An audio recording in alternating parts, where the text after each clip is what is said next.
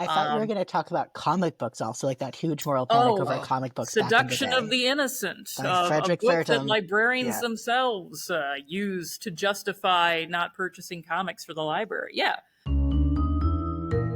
Welcome back to Just the Facts with me, Jill Wine-Banks, the Watergate Girl. And I am so excited about today's episode. I can't tell you. I am, first of all, doing something I've never done, which is I have 3 guests at the same time. We are all united in our love of books and our fear of book banning. And so it's going to be a really interesting, just off the cuff conversation. I'm thrilled that everybody was willing to do this and that everybody was able to join at the same time. Amazing. So let me just introduce the audience to all of you. I'm starting on just above my picture is Diane Wachtell, who is the co-founder and the current executive director of The New Press, which is an amazing publisher of public interest materials. They focus on everything that is social issues, cultural issues, political issues, and from, I would say, a more left of center point of view.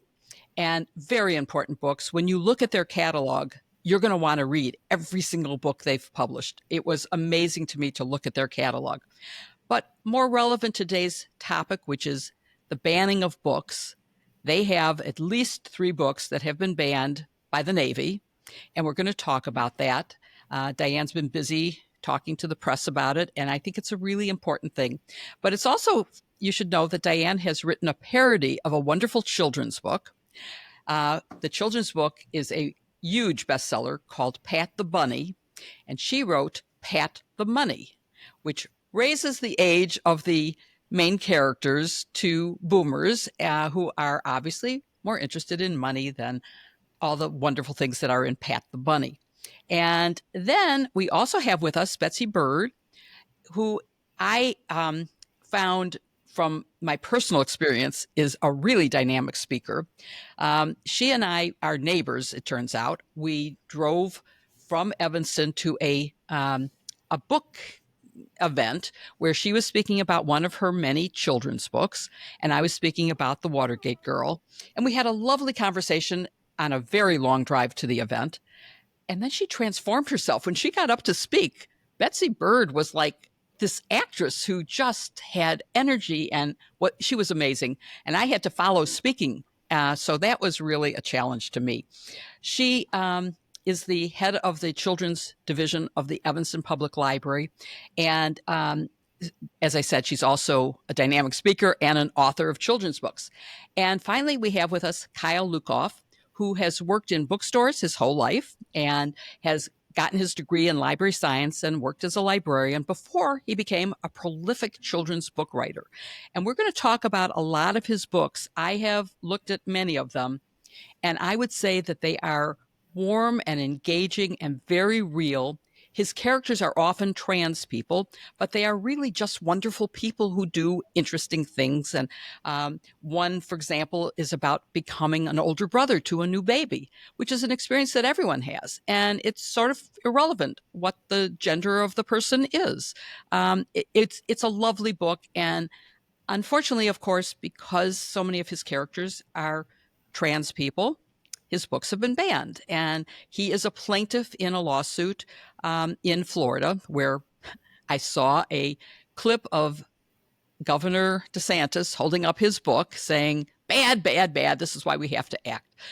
Not bad, bad, bad. And we're going to talk about that as well as his being a plaintiff in that lawsuit in Florida.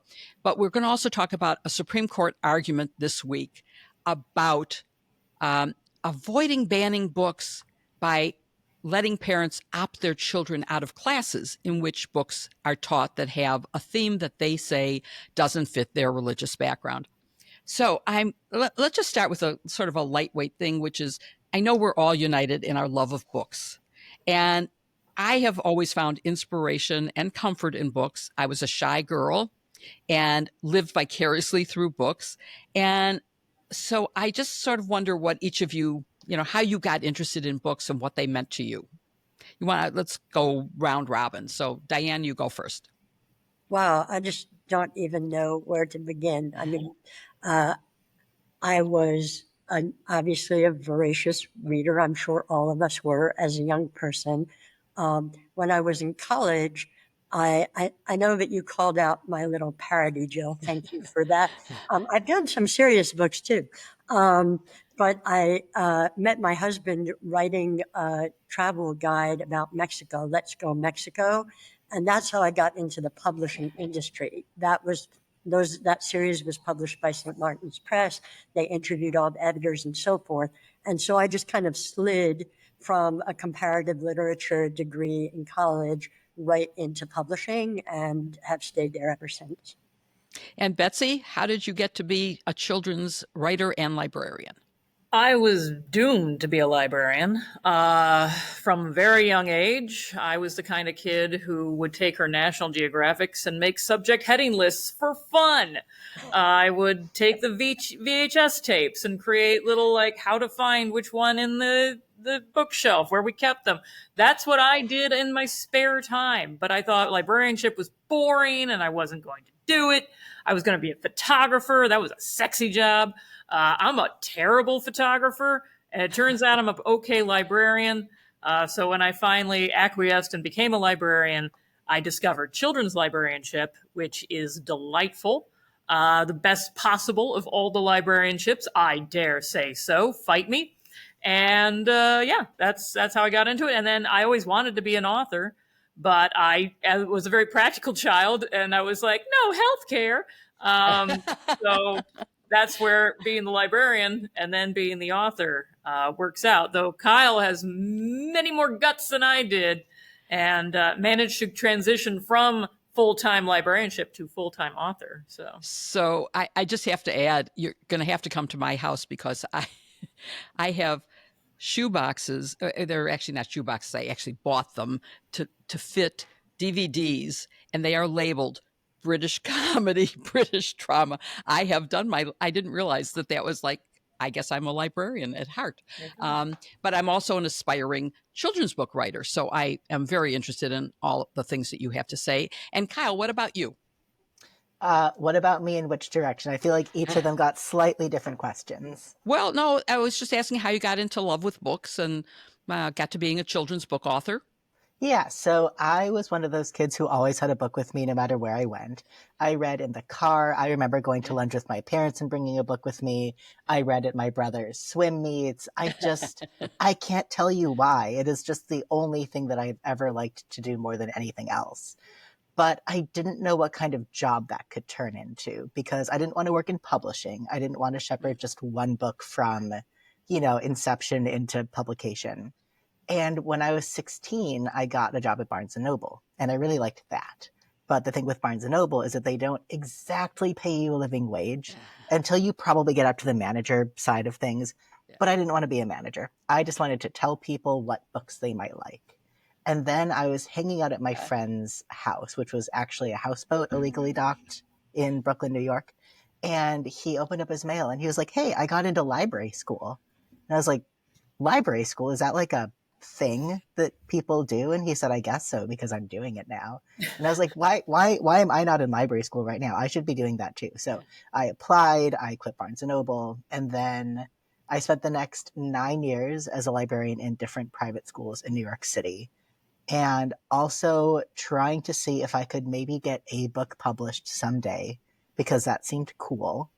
And then by 2020, I had, I don't even remember, maybe 5 books by then. And then I decided to leave my job to see if I could make it work as a full-time author. And now I have my 19th book comes out at the end of this month. So that's 19 published books in 7 years. That's pretty prolific, I would say. I know how long I've been working on just one. So congratulations on that. So maybe I'll start with you talking about being a banned book author. By the way, I usually wear a pin. I'm not wearing a pin today. So for anyone who's watching this on YouTube as opposed to listening to a podcast, I'm wearing I Read Banned Books t-shirt. I thought that was better than a pin to wear that I read banned books. So I read banned books. So tell me how you got banned and how you're dealing with it. And I think you're a plaintiff in a lawsuit because you have a banned book. So let's start with that, and then we can maybe talk about the Supreme Court and about the wonderful thing that Illinois has done to banning books. So I'm really regret. I was going to wear a T-shirt that my favorite T-shirt that says "The moral panic is about me," and I'm really regretting not wearing that now that I know that you're wearing that T-shirt. Yeah. I also have a button that says "The moral panic is about me" that I wore before. Well, you should have I got worn my a pin T-shirt. for my show because I have I hashtag should've. Jill's pins on social media. Oh well. I'll know for next time. Okay. So, I was very confident that my books were going to be banned. When my picture book When Aiden Became a Brother came out, I was still working as a school librarian. And actually, I once went to a children's literature salon that Betsy organized with the author Roby Harris, whose books, she's one of the most banned authors, I think, of all time. And one of her books was being challenged in my library. And I got to talk to her about what that was like for her. At that time, I had no idea that I would then become an extremely banned author, but I was prepared for it by the time Aiden came out. I had a meeting with my boss, actually, the principal of my school, saying to him, look, like, I have this picture book about a trans boy. I'm openly trans. I am not expecting a tsunami of hate, but also open to the possibility. And I want to make sure that this school as an institution is also prepared for me being in the middle of some kind of media firestorm. That did not happen with Aiden. It wasn't until January of 2021 that I first became aware of more widespread efforts to ban some of my books. The first case that I became aware of was in Utah about my early reader, Call Me Max. And then a month later, I learned about a similar situation at a school district outside of Austin, Texas. And from there, it just really metastasized. And not just my books, but so many of my colleagues' books for so many different reasons. What is Tell Me Max? Why was that banned? Sure.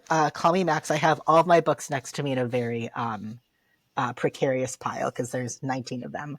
But Call Me Max is an early reader about a young trans boy just telling his family and the world about himself. I wrote it intentionally to be as anodyne and banal as possible because I wanted to force book banners to be clear and specific about the fact that they did not like trans people, rather than that there was some detail that they were latching onto as a smokescreen for their larger issues.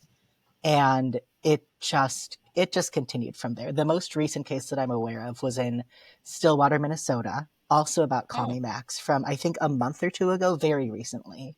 And unfortunately, the book banning movement has shaped my entire career over these last 4 years in ways that are both fairly, mostly negative. The most interesting positive for me, though, is that I was curious to see if people would ban my book if there was nothing else objectionable in it aside from the simple existence of a trans person. I learned that they would, and now I don't care. So now I'm being much more forthright and unapologetic about the kinds of stories I want to tell. So let me move to Diane, because you have books that have been banned that you have published. And so talk about the content of them and what could possibly be objectionable. Not that I think that there's anything objectionable about a trans boy being Call Me Max, but yours are what? History books. Well, sure. Ours are a range of books on progressive issues. And I think, as all of you probably know, there are at least two kind of strands of books that are being banned. And the first strand is a strand that's affecting Kyle and Betsy, which is books for young people that are largely about gender and sexuality. Right. But the whole other strand is books for college-age students, some high school students, and up through adults that are more, pitched at the university level, or for general readers for that matter, on race, ethnicity, police violence, the Holocaust, a range of issues that are deemed to be controversial, and for whatever reason, this administration, but it even precedes this administration, a set of people feel misrepresent our history and art subjects to which they make people feel bad, especially, say, high school students, and people shouldn't be exposed to these issues. So our books are on a whole range of those issues, and they have been banned for a number of years now, many of them, but obviously the volume has gone way up. And recently you had an episode with the Navy banning books. So We did. that's, So I'll yeah. back up and say one of our best-selling books of all time was published in 2010, Michelle Alexander's The New Jim Crow, which makes an argument about mass incarceration being kind of the next iteration after slavery and Jim Crow. And now we just incarcerate people of color and deprive them of all the rights that otherwise we couldn't deprive them of under current law. So that book has been banned, particularly in prisons and jails, over the years since it was published. And I will say, every time it gets banned somewhere, the ACLU in that state steps up and files a suit, and we get it reinstated, particularly in prisons and jails. So that's a good story, in the end.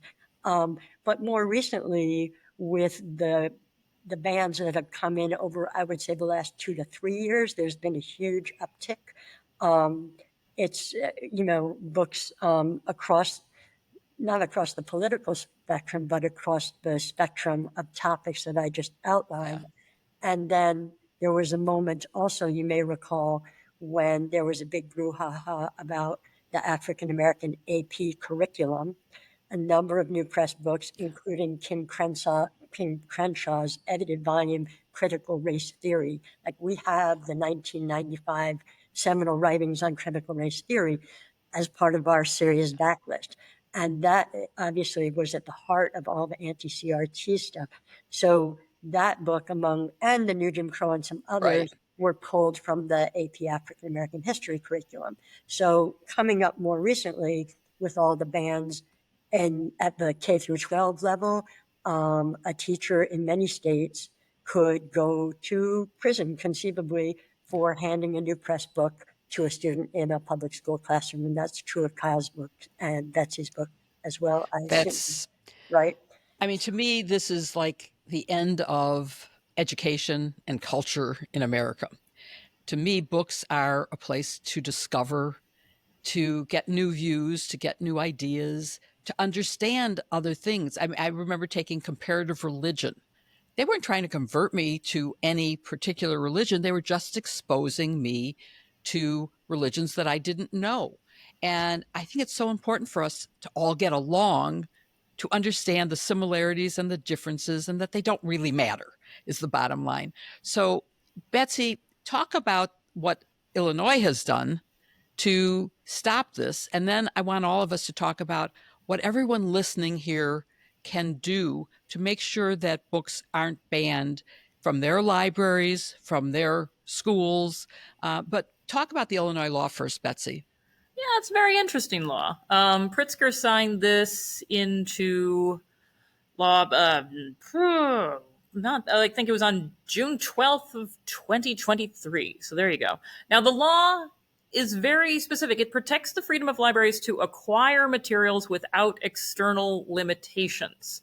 So when we say it's an anti-book banning law, it is, but it doesn't say anything about what happens once the books are on the shelves.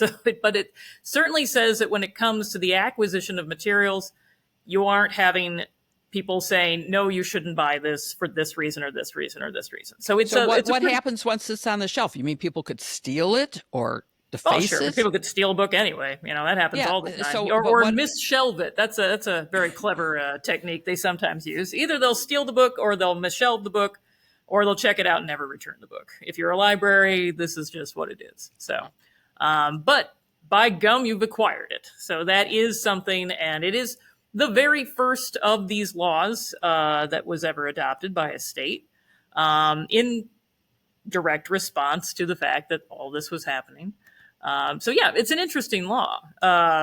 There's not much to compare it to. I would like to see more of those laws. Yeah. I'd like to see them talk about what happens after you get the book as well. But it's a good start at the very least. Yeah. Yeah. And of course, you and I are very blessed to live in Illinois with a Governor Pritzker, and in Evanston in particular, which would never ban a book. I mean, I can't even imagine someone No, we do running get for. challenges once in a while, but it tends to be Yeah. when there's a giant gun on a Pinkerton cover, and that happens once every 10 years. So Yeah. I think we're in a unique community. Then we also keep. Let's go back to what does ban, well, maybe start with, how do we stop this? It seems to me that school board elections become much more important.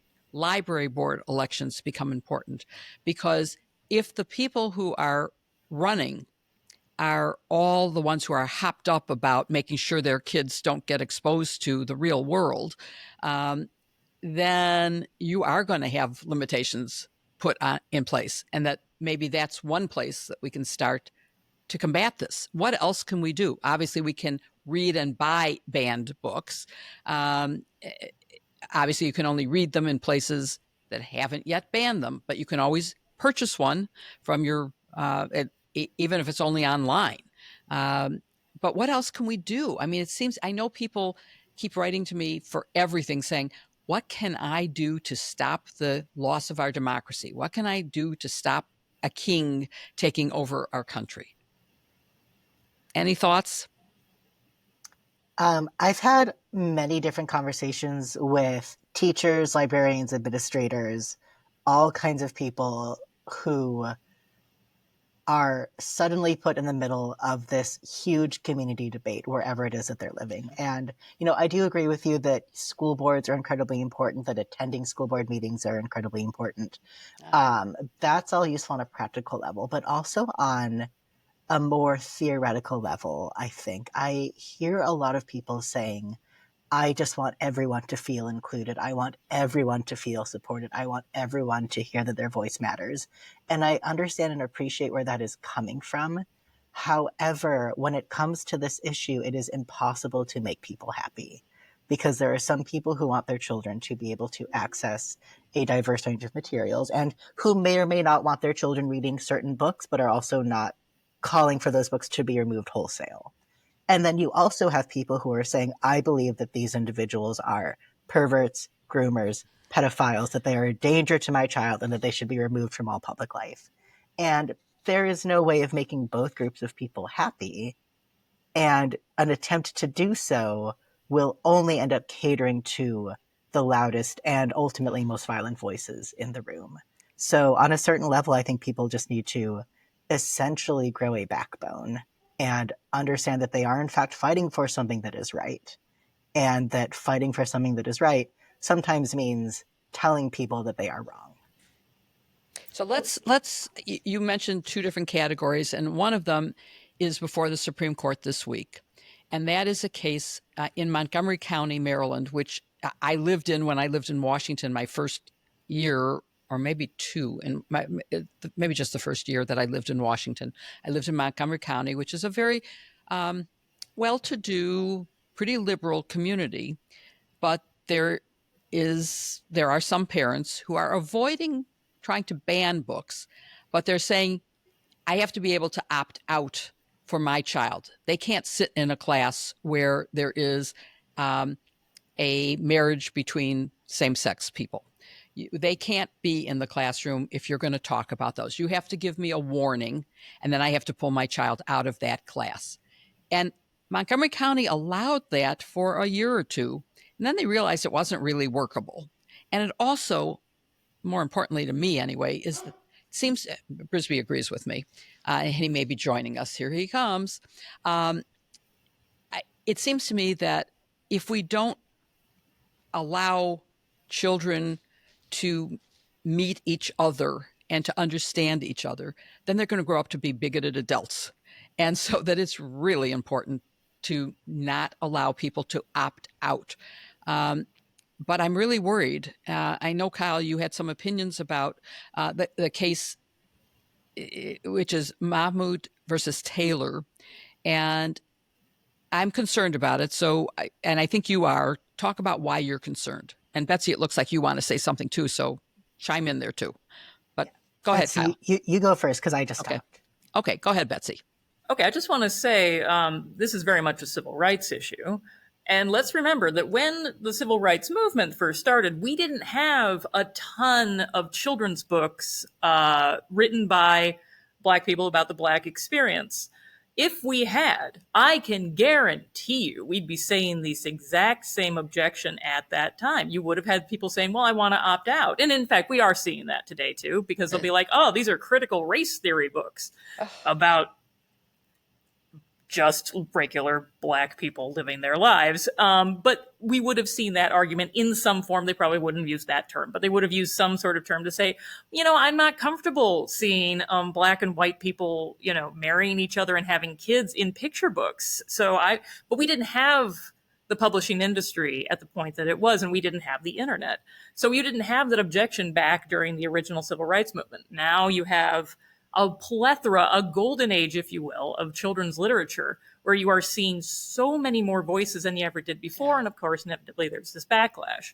So if you're telling people you can opt out of knowing that these people even exist for your children, that is a very different argument than the kind of argument you'd be like, where you'd say, like, I would rather my kid not learn about, the people can opt out of whether their kids have sex ed or something. That's a different issue entirely. Yeah, you'll have people saying, I don't want my kids to understand about slavery. I don't want them to know that people exist. Right. So go ahead, Kyle. What was your reaction to it? Yeah, well, so as a dovetail to that, on the one hand, this is very much about the books and very much about the right to read. But on the other hand, it is also very much about the rights of queer and trans people to simply exist in a society. So if the question is, I want my children to opt out from learning about trans people through a book, the question then for me is, what happens if there is a child in that class who comes out as trans? Yeah. Will parents have to opt out? Will parents get the choice of having their children leave that classroom? Oh. Will parents get to vote on whether that child deserves to stay in school at all? And then expanding that, I was a school librarian. I am trans. That was not a secret from my students.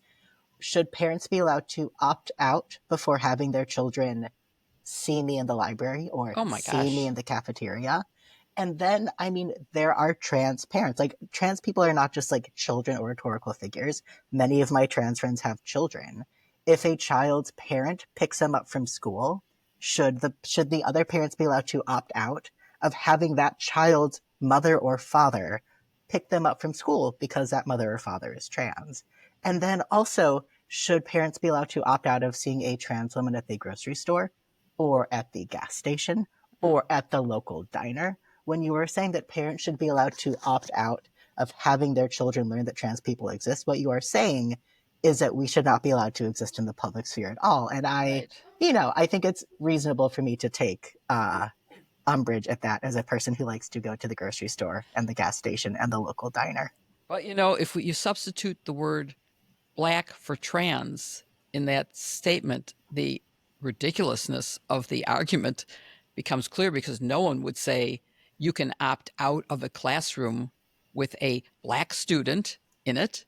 I would say that school segregation is still quite an issue to be fought over. I'm not sure if we've come as far as I might have liked. Well, for sure not.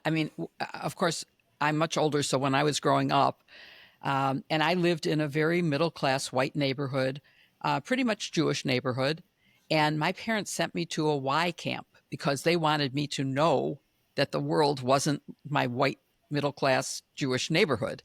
And I was so young that I didn't even know that I was supposed to think differently. And I judged people on, are you a good canoeer? Do you swim well? Do you make a good lanyard? Does anybody here know what a lanyard is? Oh, heck yeah. Okay. All right. So those were my criteria for judging people. And it's a good life lesson. And if we don't even have that in our schools, and actually public education to me is a place where we all come together and get to know each other. And it's only by knowing each other that we can live civilly together. Right, Brisby? Thank you very much. So, yes. All right. Let's talk a little bit more. So we've been talking about the Mahmoud case versus Taylor is really where parents are trying to avoid banning and opting out. But did you have something to say, Diane? Looked like you were. I just wanted to muddy the waters in go ahead. One provocative way. No, So- be provocative. Be so provocative. supposing some parent said, I don't want my kids exposed to books with Jewish people in them. Yes. What would this administration, with their, we must tamp down on Oh, God. anti-Semitism, have to say about that? I mean, it's Wait. just absurd. It's just Don't absurd. get me started on So I that, wanted to get you because started. this is not, nothing he is doing is to fight anti-Semitism. He is trying to foment anti-Semitism, and we are going to end up getting the blame for anything that goes wrong now. It's please, it's Thank you. absurd. It's just But that let's, you could extend this opting out thing Yeah. to ad infinitum and ad absurdum, right? Yeah. yeah, good thing. So Kyle, what are you suing about? Kyle? Oh, me. Yeah, you. Right. You're a plaintiff in a lawsuit, Yes, right? that's true. I am a plaintiff in a lawsuit, which is Penn America et al. I'm one of the et als, v. Escambia County, Florida. And that is a case where many books, including my own, have been either removed from a school library or placed in a restricted section. And our argument is that our books should be made accessible to children in the same way that any other books which have been acquired by a trained library media professional should be accessible. I'm not sure where we're at in that. I know that I was deposed over the summer. Oh, and good. It was a very unpleasant experience. I'm sorry about it's that. okay. Lawyers can be nasty, but I'm mean, nice. It was very interesting. I actually went to law school for about 6 weeks. Really? And so I did, yeah. I found it to be a very interesting experience, but it was also somewhat unpleasant. My husband went for 1 week and went, oh, this is horrible. I'm getting out of here. I'm getting a degree in philosophy. So he went for a master's in philosophy instead. Sorry. But that was, yeah. And I get it. I took a year off after my first year because I hated it too. And I didn't want to be a lawyer. I wanted to be a journalist. I wanted to be a writer. And I thought there has to be a better way to get a journalism job than finishing law school. This is horrible. So I totally get it. And good luck with that lawsuit, because anything that we do to keep books free and fair, I think is really important. I can't think of anything more important than reading and knowing alternative viewpoints. And, going back to the free marketplace of ideas, that's how we come to truth. And that's what this show is all about, is just the facts. And we can't get to truth if we, don't allow ourselves to read everything. And is anything you want to say, anybody, about what is the harm of banning books? Is it as significant as I think it is if people can't access books? And you mentioned about in a restricted area, which is, sort of like in the old days in video shops, porn was in a restricted area. And when I was general counsel of the Army, and Diane and I have a mutual friend who was the head of Playboy, and Playboy magazine was banned from the AFIs, the post exchanges. And I thought that was a violation of the First Amendment. And so, and I did not know Christy at the time. I had never met her, but I had one of my staff do some research on whether the First Amendment was violated, and he concluded that it was. And then I had to negotiate with the chaplain, and it was an Army Air Force system. So I had to negotiate with the Air Force as well as the Army we ended up saying they would be behind a block so that only the word Playboy showed. The nude picture of on the cover wouldn't show. And, for back then, that was it didn't stop people from buying it. Sales went back up. And so it was an okay solution. I would hope that there would be better solutions than that going forward, and that you succeed in your lawsuit to prevent a restricted area for your books. And we should mention, I think, if I'm not wrong, Aiden has a brother, or becomes a brother. Aiden becomes a brother. When Aiden became a brother, yeah. When Aiden became a brother. Actually, the family is African-American, are they not? So it's not just that he's a trans boy, but his family is like any other family. You're not writing just from your own experience. So I thought that was interesting. But so anything to say about either the dangers and harm and why we should fight and how we can fight to keep books available, and as Diane said, it's not just children's books that are being banned, but that's a good place to start stopping it, because that's the most formative years. So what do you guys think? Children's books are where the moral panics always begin.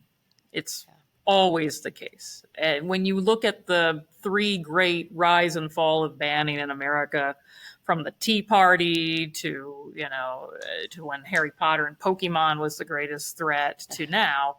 I thought you were going to talk about comic books also, like that huge moral panic over comic books Seduction back in the day. of the Innocent, By a Frederick book that Verdum. librarians themselves used to justify not purchasing comics for the library. Yeah. I'm just imagining. Does that include graphic novels as well? Of or course. Are graphic novels all now? All comics were going to turn your child into a juvenile delinquent. This was proven. So, Veronica and Betty and Archie? Oh, yeah. That may be a reference that nobody else gets but me. Oh, but no. My mom read Pep comics. I was well versed on all that. So thank you. Yes. No. All comics were considered by librarians to be truck, to be just terrible, and rot the brains of the youth. So, this wave comes and goes. The problem is now we have the internet, so the wave will just keep going up. Also, better organized now, I got to say. Moms for Liberty, they're the ones responsible for a great many of the bannings around this country. A lot of the bannings take place in places where those people don't even live. So are there any organizations to combat Moms for Liberty? I mean, you have the Federalist Society, and then you have the American Constitution Society that is on the other side of that. Is there anything that is as big and organized as Moms for Liberty? Well, I would say PEN is very well organized. The ACLU is very well organized. The Center for Constitutional Rights plays a role. I mean, there are a number of groups that are combating this. And just in terms of how can we push back, I think in general, not just with book banning, but, I get asked this question all the time. And I think we stay in our lanes and we do what we know how to do. So, although you can push the boundaries a little bit. So, for example, the New Press did file our very first amicus brief ever in the Florida woke case. That was something we could do because our books were implicated. A lot of them are banned in Florida. We organized a whole gala around Stand with the Banned, and did a lot of subsidiary activities. We put out reading lists of banned books. We worked in concert with the Zinn Education Project to give free copies of banned books to teachers across the country and mail them to their home addresses, because it could have caused them problems to have them mailed to their school addresses. And then we've commissioned a whole range of new books that speak directly to the issue. So certainly a number of books about trans families and trans kids playing sports and so forth, books on the racial history of this country, books on the First Amendment per se. Those are some things that we've been able to do. I think anyone can support groups that are pushing back against book banning. That's something anyone can do with money, with volunteering time, with being supportive of their local librarians and school districts, etc. You guys probably have more ideas than that. And I would say also support Ali Velshi on MSNBC, who features banned books all the time and has a banned book club, which is important because it reaches a general audience. So one last question maybe, which is, I am an aspiring children's book writer. You are successful and prolific in your cases. Both Betsy and Kyle are prolific, and Diane has, as she said, written serious books. Wait, Jill, I've published over 1,000 books. Okay, well, that's, yes, but I'm talking about the writing, just the writing.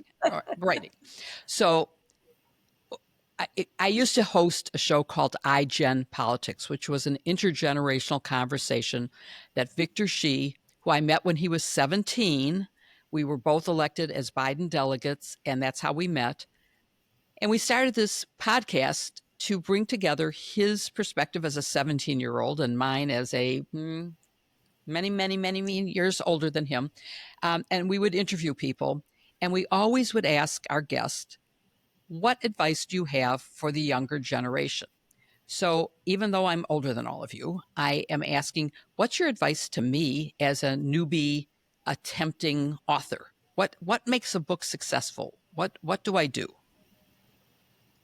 I recently subscribed to a Substack called, wow, now I don't remember. I think it's Reading Picture Books. It's with John Klassen and Mac Barnett. Okay. And they do an incredible job of breaking down picture books as an art form. And beyond reading that one, I think that the best advice that I have is to read a lot of successful picture books and then pick apart what makes them work.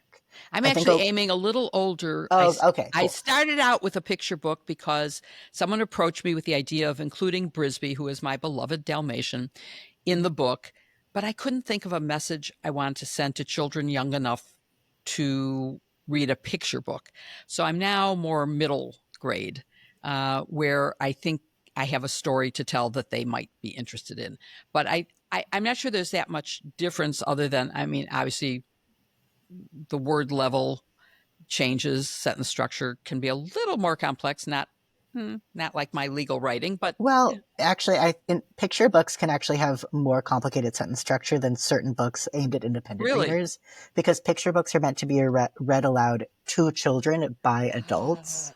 And then also picture books have more in common with structured poetry, I would say, than a short story. Yeah. Whereas novels tend to follow a more classic, introduction, rising action, climax, falling action. So they're actually very different art forms. So Betsy, you might have more to say about that. No, that's perfectly said. Also, 2 thumbs up on that Substack you mentioned. I also would recommend the illustration department, which is a good one as well.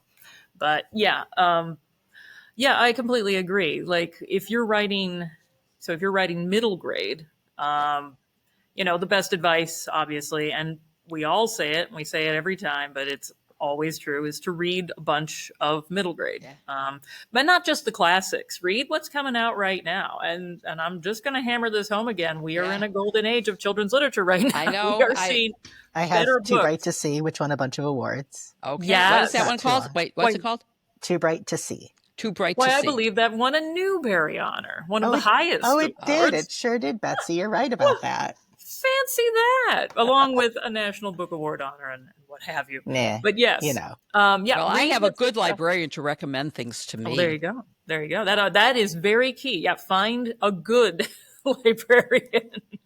I love my profession, but let me tell you, find a librarian who knows what's being made right now. Okay, that is key. Well, I've been reading a lot of memoir and biography and autobiography because that's what I'm sort of working on. And it's fascinating. And I've read the adult version, the young adult, the middle grade, and sometimes the picture book. And it's interesting to see the development. And I most of them started at the adult memoir and then work their way down. So it's although I should maybe check more carefully what the publishing dates are to make sure that I'm correct in that. It's just I'm reading them in that order, so maybe I'm wrong.